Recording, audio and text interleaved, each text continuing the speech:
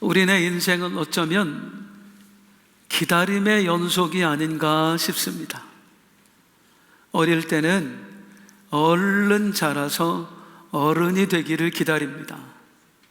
청년의 때에는 좋은 배우자감 만나기를, 좋은 회사에 입사하기를 기다립니다. 결혼을 하면 자녀가 생기기를 기다리고요, 부모가 되면 그 자녀가 얼른 자라서 또 좋은 어른이 되기를 기다립니다.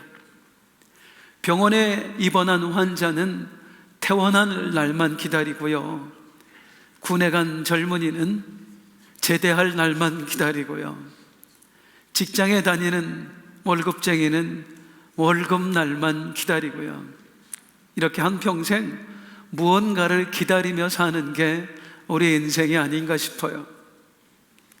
2026년 새해가 시작되었는데요, 이 새해를 향한 우리 각자의 기다림이 있어요. 어떤 분들은 그동안 응답되지 않았던 기도 제목이 응답되기를 기다리십니다. 어떤 분들은 이 육체의 질병이 치료되기를 기다리십니다. 또 어떤 분들은 깨어진 관계가 다시 회복되기를 기다리십니다. 어떤 부분은 오랫동안 씨름해도 풀리지 않았던 문제, 거기에 하나님의 기적이 일어나기를 기다립니다. 축복합니다. 여러분 모두의 기다림에 응답의 역사 있기를 주님의 이름으로 축원드립니다. 그런데 무언가를 기다린다고 할 때, 특히 하나님의 은혜를 기다릴 때 우리가 주의해야 할 게 있어요. 어떤 성격이 아주 급한 성도님이 기도를 했대요.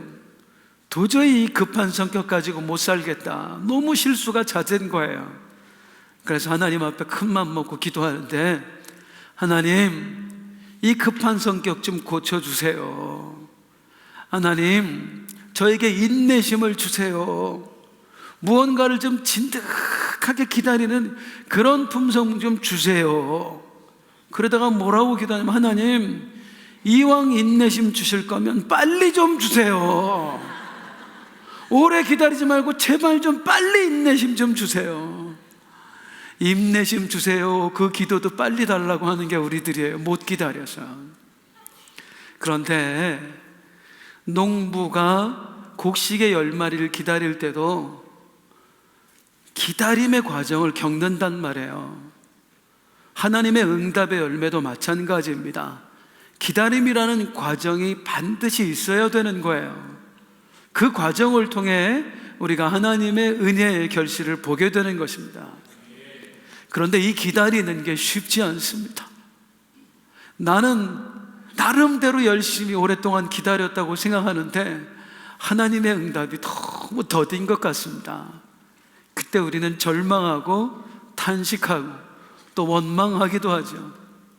그럴 때 우리가 믿어야 될 것, 이사야 말씀에 보면 만군의 여호와의 열심히 일을 이루리라. 우리 하나님께서 나를 위해 열심히 일하고 계신다, 이거 믿어야 돼요.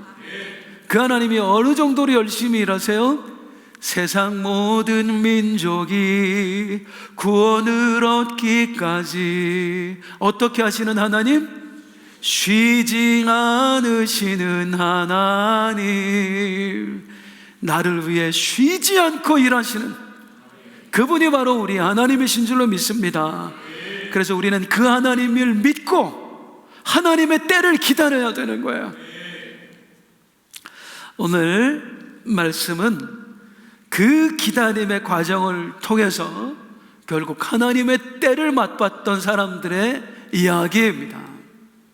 그들의 이야기를 하기 전에 본문은 먼저 어떤 사람들의 이야기를 하느냐, 요셉과 마리아가 아기 예수님을 데리고 성전으로 들어간 얘기를 먼저 합니다. 이스라엘 사람들은 아이가 태어나면 반드시 정결 예식이란 걸 행했어요. 이 아이를 하나님께 바칩니다. 요셉과 마리아도 그걸 하기 위해서 간 거예요. 그런데 여러분 잘 생각해 보세요.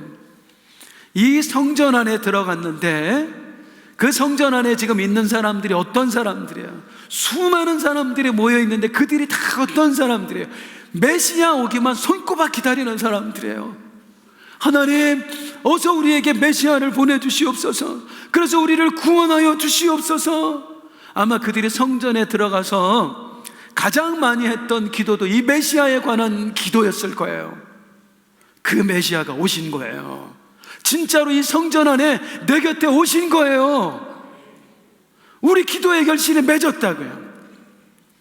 그런데 이게 웬일입니까? 내가 기도한 대로 기다렸던 대로 메시아가 오셨는데 아무도 이 메시아를 못 알아보는 거예요. 메시아가 내 바로 옆에 오셨는데 그 메시아를 만날 수가 없는 거예요. 뭐 때문에요? 메시아가 아기의 모습이어서요? 아니에요. 진짜 이유는 이것입니다. 그 메시아가 너무 볼품없는 모습이었기 때문입니다. 24절 함께 읽겠습니다. 시작. 또 주의 율법에 말씀하신 대로 산비둘기 한 쌍인 혹은 어린 집비둘기 둘로 제사하려 함이다. 아기 정결 예식을 행할 때 이스라엘 사람들은 제물을 함께 바쳤어요. 요셉과 마리아가 아기 예수님을 위해서 준비한 제물은 비둘기 2마리였습니다. 그런데 본래 율법에는 비둘기 2마리로 드리라고 하지 않았어요. 원래 아기 정결 예식 때는 이 아이를 하나님께 바치는 거잖아요, 평생. 그래서 그때의 제물은 어린 양 1마리와 비둘기 1마리였습니다. 예외 규정이 있었어요. 너무 가난한 사람, 극빈층일 경우에는 어린 양 대신에 거기에 비둘기 1마리를 추가해서 드릴 수 있었어요. 즉 요셉과 마리아가 아기 예수님 정결 예식을 행하는데 비둘기 2마리 드렸다는 얘기는 지독히도 가난한 사람이었다는 겁니다. 정말 가난한 사람들이었다는 거예요. 아마 주변에서 사람들이 손가락질 했을 거예요. 야, 치자식 하나님께 바치면서 비둘기 2마리가 뭐냐, 그렇게 어렵냐, 참 안 됐다 했을 거예요. 그러니 이런 부부의 품 안에 있는 아기가 옷도 얼마나 허술하게 입고 왔겠습니까? 그 아이가 메시아로 보였겠어요? 아무도 메시아인 줄을 모르는 거예요. 그럼 참 이상합니다. 우리 하나님이 이상합니다. 우리 하나님 얼마든지 예수님 태어나게 하실 때 있는 집 자식으로 태어나게 하실 수 있잖아요. 귀족의 집안에서 태어나게 하실 수 있잖아요. 그러면 사람들이 쉽게 알아봤을 거 아니에요? 그런데 왜 이렇게 지지리도 가난한지, 볼품없는 집에 우리 예수님을 태어나게 하셨느냐, 그 말이에요. 여기서 우리가 한 가지 알아야 될 중요한 사실이 있습니다. 왜 귀한 집에 태어나게 하지 않고 이 볼품없는 집에 태어나게 하셨을까? 우리는 그 생각하는데, 우리가 귀하게 여기는 것과 하나님이 귀하게 여기시는 것이 다르다는 거예요. 우리가 귀하게 여기는 것이 하나님 보시기에도 귀한 것이 아닐 수 있다는 거예요. 어떤 부자가 죽어서 천국에 갔습니다. 천국에 가서도 잘 살고 싶었어요. 어떤 준비를 했느냐면 자기가 평생 버는 전 재산을 팔아서 금괴로 다 바꿨습니다. 나라마다 화폐 가치가 다르니까 전 세계 어디에나 통용되는 금으로 바꾼 거예요. 금 괴짝을 메고 천국 문 앞에서 낑낑대며 서 있었어요. 천국 문지기가 와서 보더니, 아니 뭔데 그렇게 힘들게 그걸 메고 있느냐고. 귀한 거 들었다고, 이 안에 정말 귀한 게 들었다고. 궁금하잖아요. 나 좀 보여줄 수 있냐고. 그래, 천국 문지기니까 한번 보라고. 그래서 문지기가 그 괴짝문을 열었다가 깜짝 놀랐습니다. 세상에, 아니 이봐요, 무슨 길바닥에 까는 돌멩이를 이렇게 많이 갖고 왔어요, 당신은. 그리고 이 부자가 눈을 들어보니까 천국은 길바닥에다 황금이 들어요. 황금이 우리 눈에나 귀하게 보이지 하나님 눈에도 귀하게 보이시겠느냐고요.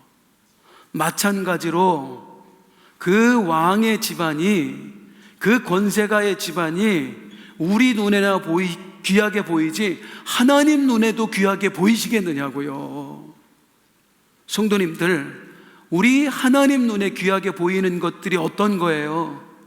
순전한 믿음, 깨끗한 마음, 의롭고 정결한 삶. 하나님 눈에는 이게 귀하게 보인다고요. 돈 많은 사람, 권세가들이 귀하게 보이는 게 아니라 이걸 가진 사람들이 하나님 눈에 귀하게 보인다고요.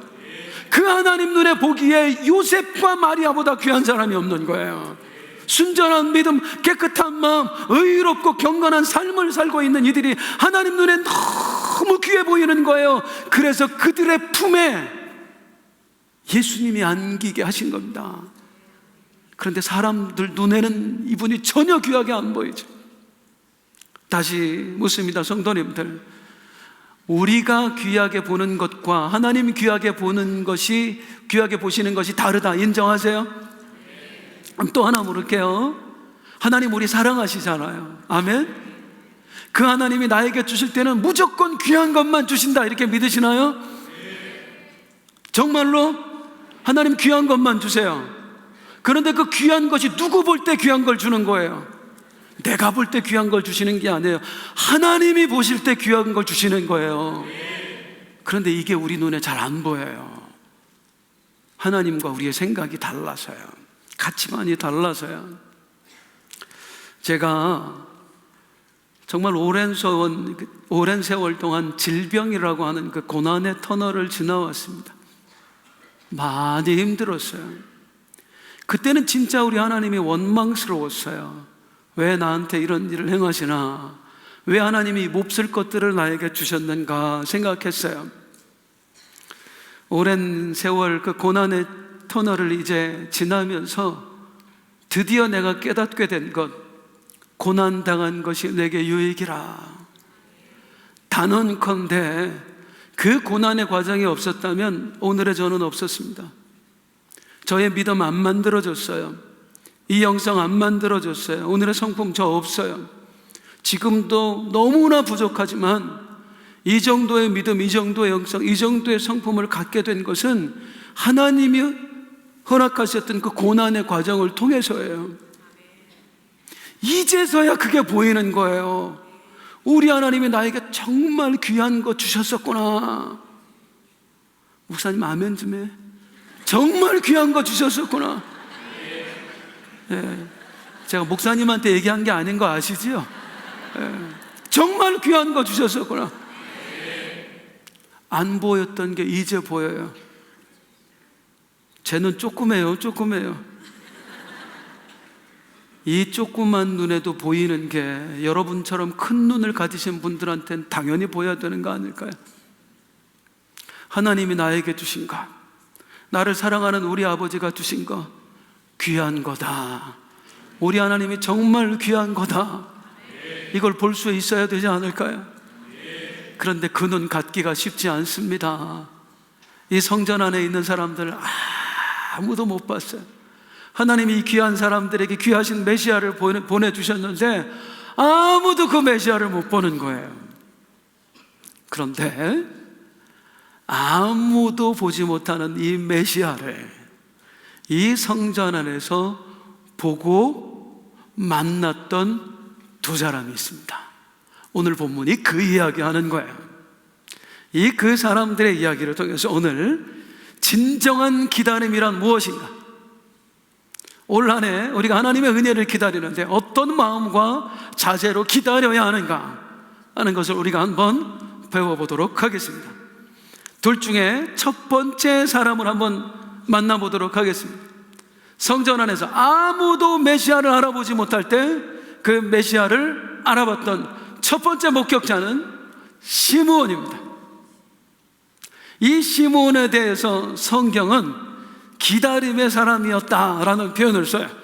자, 누가복음 2장 25절 같이 한번 읽겠습니다. 시작. 이 사람은 의롭고 경건하여 이스라엘의 위로를 기다리는 자라. 따라서 이스라엘의 위로를 기다리는 자라. 이스라엘의 위로를 기다렸다는 말은 우리 이스라엘을 위로할 메시아를 기다렸다는 말이에요. 시몬 할아버지였습니다. 정말 나이 많은 할아버지. 이 나이 많은 할아버지가 평생 메시아 오시기만 기다렸어요. 자, 다시 말씀드립니다. 시몬만 기다린 게 아니었죠. 이 성전 안에는 많은 사람들이 있는데 이 전부가 다 메시아 기다리는 사람들이었어요. 오시옵소서, 메시아 오시옵소서. 그런데 아무도 메시아 못 봤고 아무도 메시아 못 만났어요. 이 시몬만 메시아를 보고 만났어요.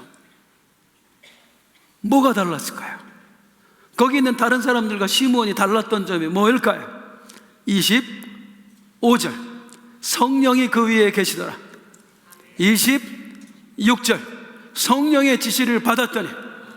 27절, 성령의 감동으로. 시몬은 성령의 사람이었습니다. 성령의 사람인 시몬에게 메시아가 보였던 거예요. 성령의 사람이라는 게 무슨 뜻이에요? 오늘 본문이 말하는 성령의 사람의 의미가 있어요. 26절 다시 한번 볼게요. 시작. 그가 성령의 지시를 받았더니.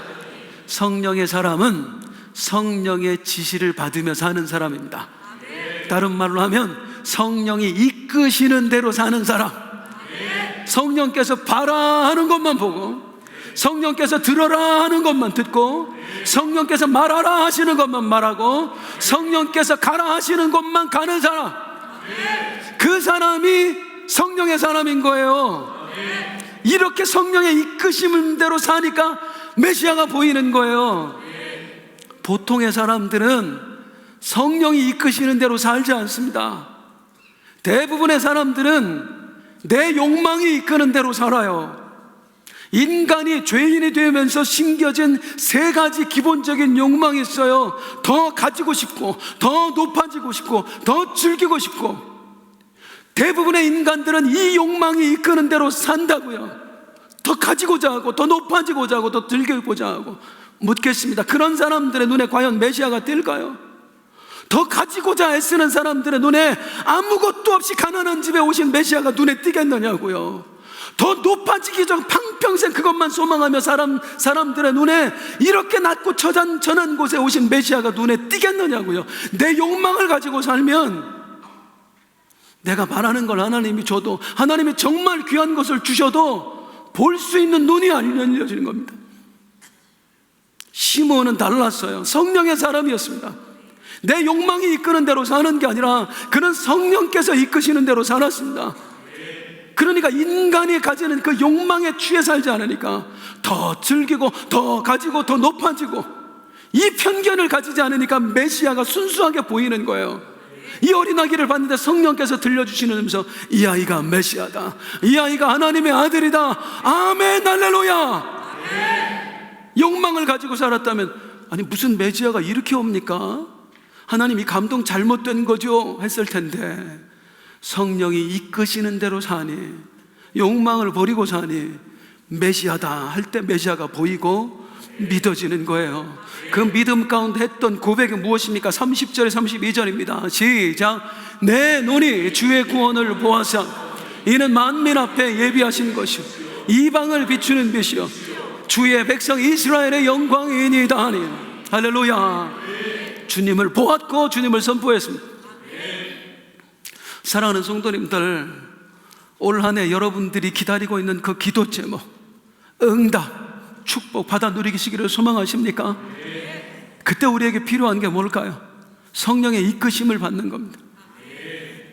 성령이 이끄시는 대로 살아가는 겁니다. 내 욕망에 이끌려서 더 가진 사람, 더 높아진 사람 보면서 아이고 나는 어떻게 될까, 이것만 생각하며 사는 게 아니라 우리 성령의 이끄심을 받아서 이 사람도 살펴주고, 저 사람도 좀 도와주고, 저 사람 손도 잡아주고, 그럴 때 하나님 주신 은혜가 나한테 임한다 그 말이에요. 성령이 이끄시는 대로 살 때. 제가 신학교 다닐 때 얘기를 좀 드려드리겠습니다. 거의 30년 가까이 된 것 같아요. 지독히도 가난했습니다. 정말 돈이 없었어요. 제 아내 생일날이 됐는데 한 푼도 없는 거예요. 한 푼도. 야, 이걸 어떻게 하나. 늘 저 때문에 고생하는 아내한테 미안했어요. 그래서 좋은 걸 해주고 싶은데 생일날인데 한 푼도 없어요. 하나님, 며칠 전부터 기도해. 하나님, 돈 좀 주세요. 한 푼 줍시오. 그런데 마침 뉴스를 봤어요. 뉴스에 휴면 계좌 이야기가 나오더라고요. 사람들이 의외로 안 찾아가고 그냥 썩혀 있는 통장이 많대. 꼭 한번 찍어보래요. 속는 셈 치고 통장 하나를 가지고 갔지요. 학교 앞에 등교하기 전에 찍어봤더니 10만 원이 들었어요.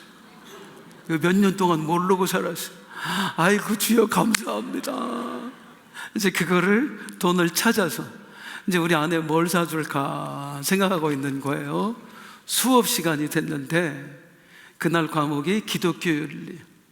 우리 교수님께서 이런저런 얘기를 하시다가 사실은 여러분 한 가지 제가 부탁드릴 게 있습니다. 아주 성실하고 그리고 믿음 좋은 학생이 있는데 이 학생이 지금 등록금을 못 내서 학교를 못 다니게 됐습니다. 오늘까지 내야 되는데 십시일반쯤 도움 좀 주셨으면 좋겠습니다. 내일 얘기하지. 선물 산 다음에. 와, 갈등되더라고요. 주님이 감동을 주시는데 꾹 참. 이건 내 아내 생일 선물이다. 몇 년 동안 선물 못했다. 이거 하나님이 내 기도 들어서 주신 거다. 이건 아내 선물 값이다. 야 이놈아, 저것도 하나님의 음성이다. 갈등. 수업 하나도 못 들었습니다. 제가 그날 90분 강의 끝나자마자 안 되겠더라고요. 그래서 갔어요. 교수님, 제가 오늘 갑자기 돈이 생겼는데 그 학생 주라고 하나님이 주신 것 같습니다 하고 돈을 줬어요. 마음이 평안한데 한편으로 또 불편. 또 이번 생일 그냥 지나가겠구나. 오다가 이제 이동교회에 있을 때였어요. 처음 지어진 지 얼마 안 됐을 때. 이제 거기에 내려서 기도하고 오는데 저랑 지금까지 단 한마디도 안 했던 성도님이에요. 인사도 안 해봤더니 갑자기 오시더니 그냥 교회 평일날인데 만난 거예요. 하나님이 감동 주셔서 드립니다 하고 봉투를 하나 줘요.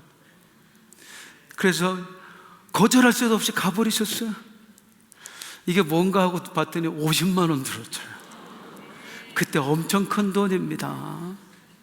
자, 성도님들, 하나님 이게 필요해요, 나 이게 꼭 있었으면 좋겠어요 할 때 하나님이 응답을 주시는데요, 응답을 바로 주시는 게 아니고 응답받을 기회를 주십니다.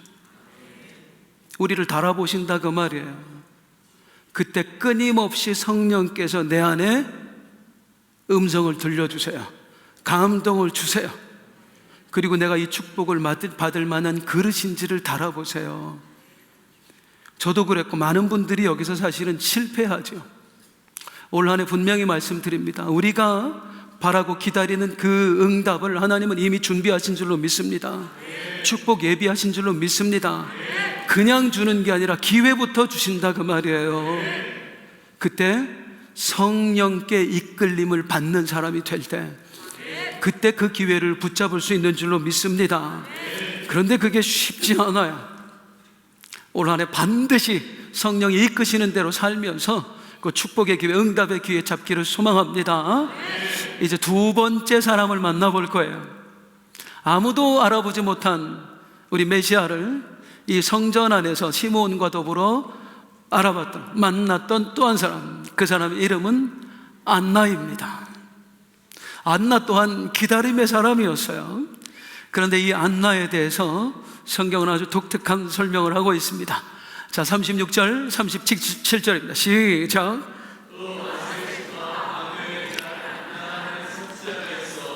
나이가 매우 많았던 그가 결혼한 후 7해 동안 남편과 함께 살다가 과부가 되고 84세가 되고, 할머니죠. 그때 평균 수명이 51대 84세니까 엄청난 할머니예요. 그런데 결혼하고 7년 있다 과부됐대요. 이때 보통 이스라엘 아가씨들이 만 14세 이전에 결혼했습니다. 그러니 안나가 과부될 때 나이는 20살 아니면 21살. 그 꽃다운 나이에 남편 잃고 혼자 돼서 84세가 되기까지 무려 강산이 6번 이상 바뀌는 세월을 혼자 쓸쓸하게 살았어요. 이스라엘은요, 과부로 살기가 정말 힘든 나라거든요. 직업이 없으니까. 그 삶이 어땠을까?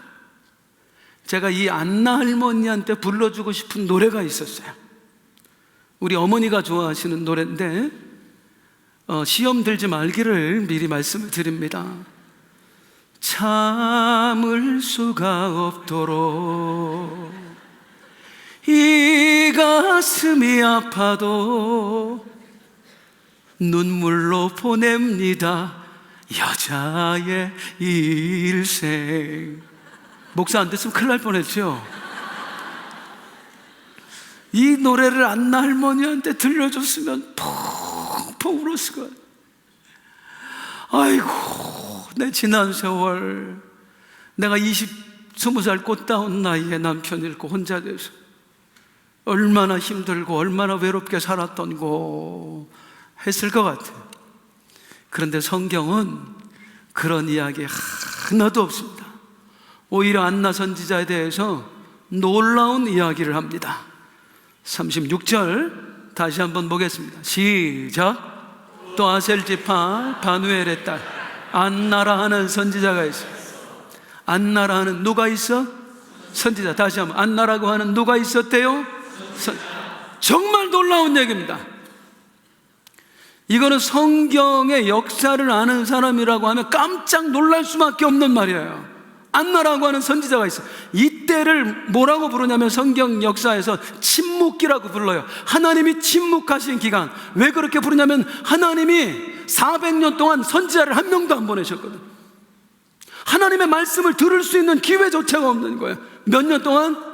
400년 동안 단 한 명의 선지자도 안 보냈어요, 하나님이. 그래서 이 당시에 사람들이 나중에 세례 요한이 나타났을 때 그렇게 열광했던 겁니다. 드디어 하나님이 선지자를 보내주셨다. 무려 400년 만에.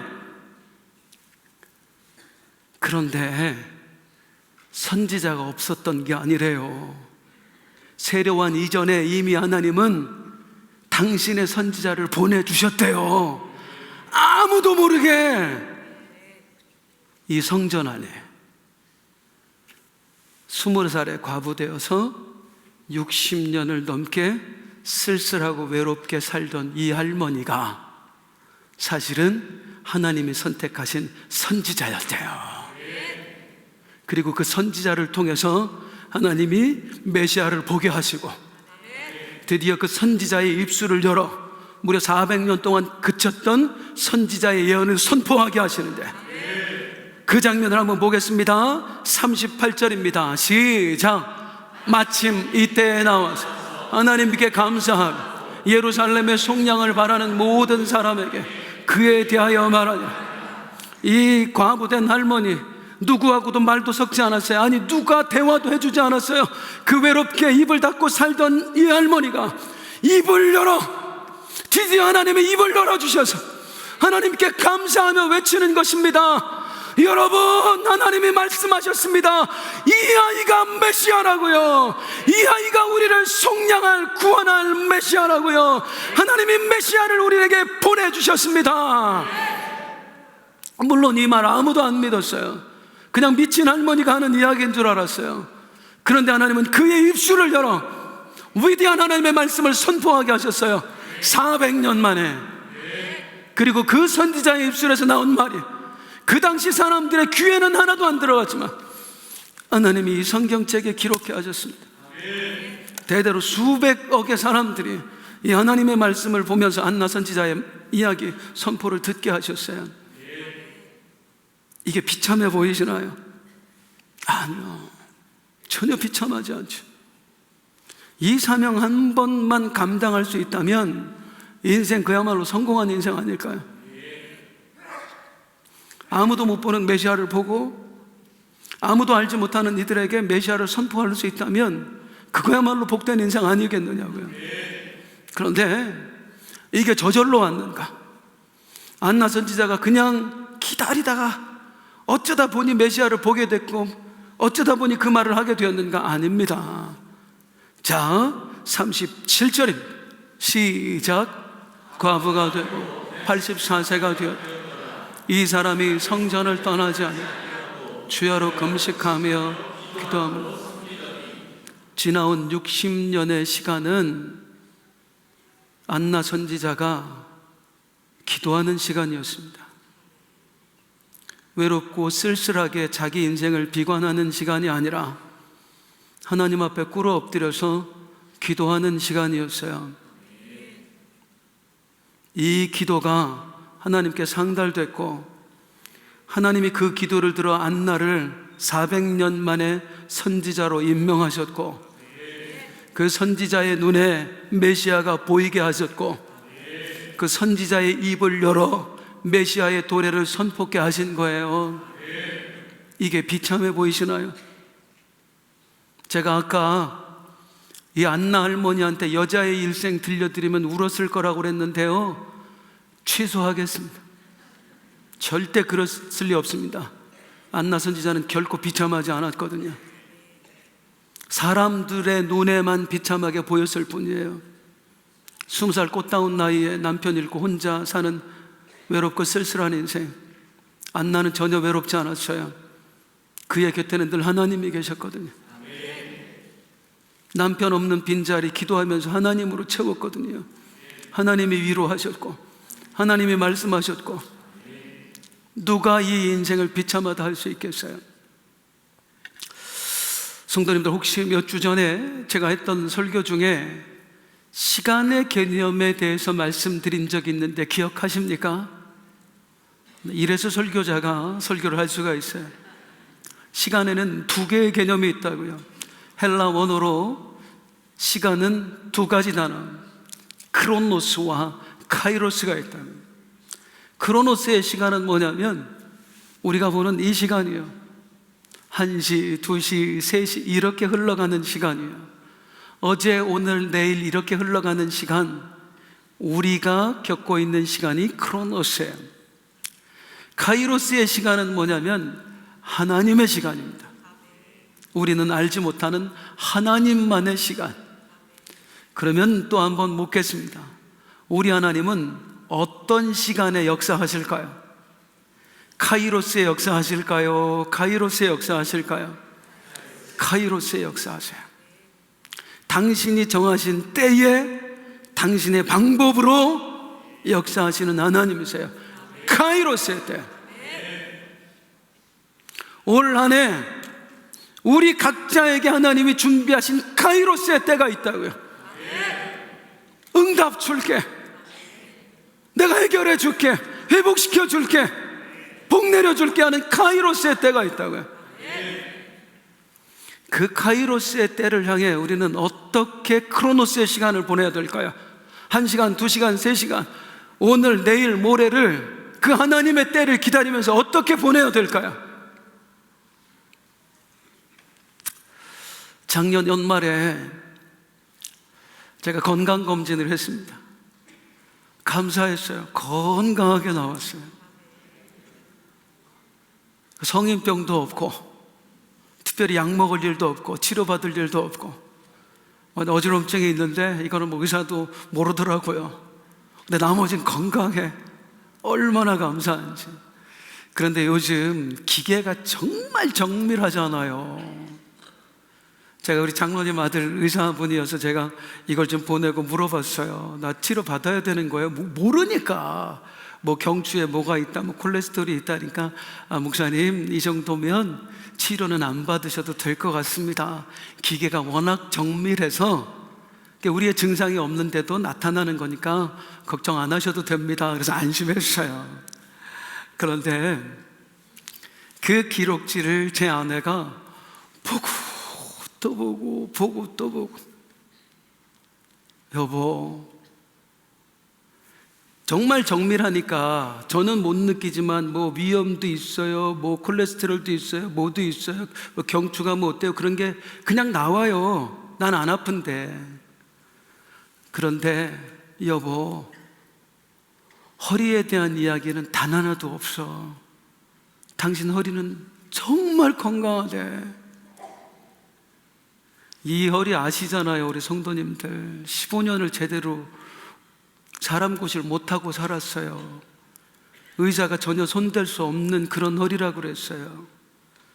그러는데 하나님이 어느 순간 그 카이로스 때에 저를 치료해 주셨는데, 오늘날 그 가장 정밀한 그 의학 기계들로 봐도 아무것도 안 나올 정도로 건강하게 하신 하나님, 치료하신 하나님, 이 때를 기다리며 오늘 우리는 어떻게 살아요? 기도하며 사는 겁니다. 그 기다림의 시간을 기도로 채우는 겁니다. 저도 기도했어요. 물론 날마다 절실하게 한 건 아니에요. 솔직히 말씀드리게, 이거 좀 죄송스럽긴 한데요, 진짜 솔직히 말씀드려요, 저 욕하면서 기도한 적도 있습니다. 너무 아파서, 너무 힘들고 고통스러워서 그 시간에 막 하나님 앞에 욕하면서 따진 적도 있어요. 욕을 할 망정 기도는 했어요. 그 기도가 하나님의 때가 되니 결실을 맺어오더라고요. 가장 알맞은 때에 가장 알맞은 방법으로 역사하시는 하나님. 그런데 누구에게나 하나님은 그 축복과 은혜를 준비하고 계시지만 다 보는 게 아닙니다. 다 만나는 게 아닙니다. 날마다 성령의 이끄심을 받는 사람에게, 성령께서 보라는 것 보고 들으라 하는 것 듣고 말하라 하는 것 말하고 가라 하신 곳에 가는 사람에게 그 때가 임하는 거고요.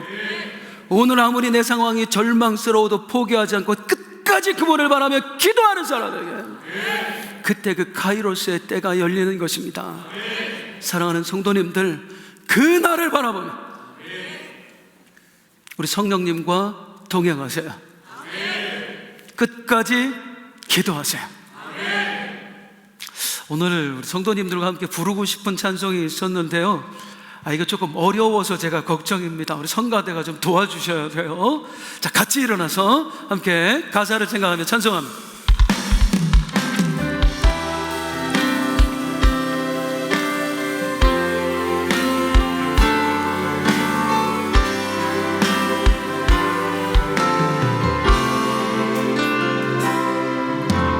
그날 모두 평화되니 예수 모든 상처 치유되니 모든 슬픔 지나가리라.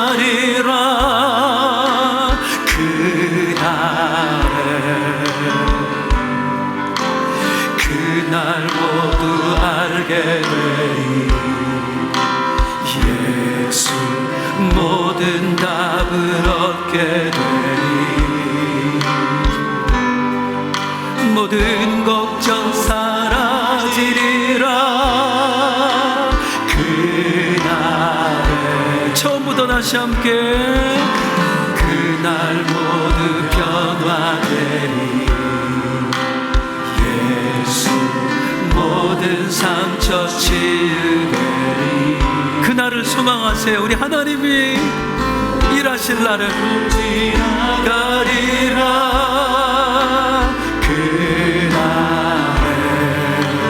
그날 모두 알게 되니 예수 모든 답을 얻게 되니 모든 걱정 사라지리라.